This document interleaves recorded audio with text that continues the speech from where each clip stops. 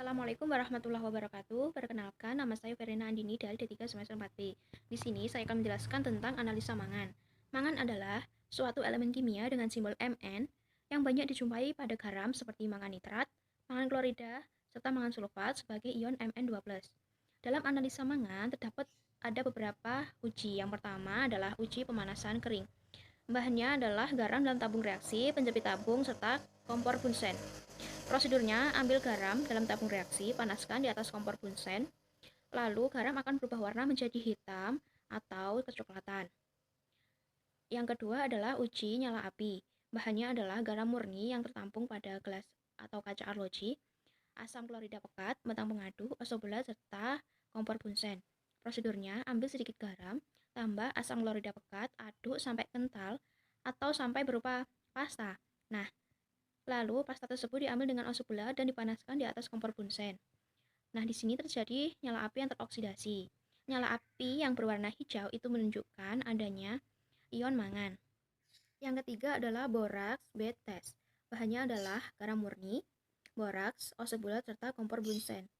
Prosedurnya, ambil sedikit bubuk boraks dengan ozobolat, lalu dipanaskan di atas kompor Bunsen. Nah, boraks ini akan membengkak dan membentuk manik-manik transparan atau yang dinamakan sebagai bed. Nah, bed yang masih panas tadi dimasukkan ke dalam kaca arloji yang telah menampung garam murni tadi. Nah, lalu dipanaskan lagi dalam nyala oksidasi maupun dalam nyala reduksi. Nah, hasilnya dalam nyala oksidasi, bed akan berwarna merah muda keunguan, dan dalam nyala reduksi, bed tidak akan berwarna atau tidak berwarna sama sekali. Keempat adalah analisa ion mangan. Bahannya adalah larutan garam dalam tabung reaksi, asam nitrat pekat, amonium klorida, amonium hidroksida, gas hidrogen sulfida, spatula, pipet tetes, penjepit tabung, serta kompor Bunsen. Prosedurnya adalah ambil sedikit asam nitrat pekat dengan pipet tetes, dimasukkan ke dalam larutan garam, lalu dihomogenkan, panaskan di atas Bunsen sampai beberapa menit. Lalu ditambah sedikit amonium klorida dengan spatula, lalu dihomogenkan. Setelah itu, dipanaskan lagi dan didinginkan pada air. Tambah sedikit amonium hidroksida, lalu dihomogenkan lagi. Lewatkan gas hidrogen sulfida melalui larutan tersebut. Yang terakhir, ion mangan akan membentuk endapan seperti warna daging.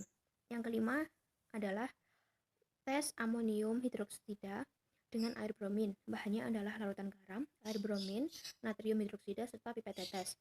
Prosedurnya adalah ambil sedikit natrium hidroksida dengan pipet tetes, masukkan ke dalam larutan garam, lalu dihomogenkan. Ion yang terdapat pada garam akan bereaksi dengan larutan natrium klorida sehingga membentuk endapan putih. Nah, endapan putih ini ditambah dengan air bromin, maka ion mangan akan membentuk endapan berwarna coklat.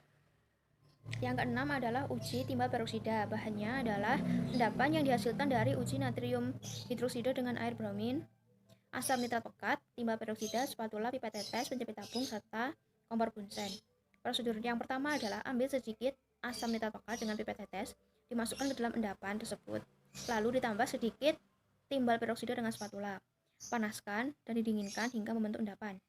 Ion mangan akan bereaksi dengan asam nitrat sehingga timbal peroksida untuk membentuk larutan berwarna merah muda karena pembentukan permanganan. Sekian penjelasan dari saya. Wassalamualaikum warahmatullahi wabarakatuh.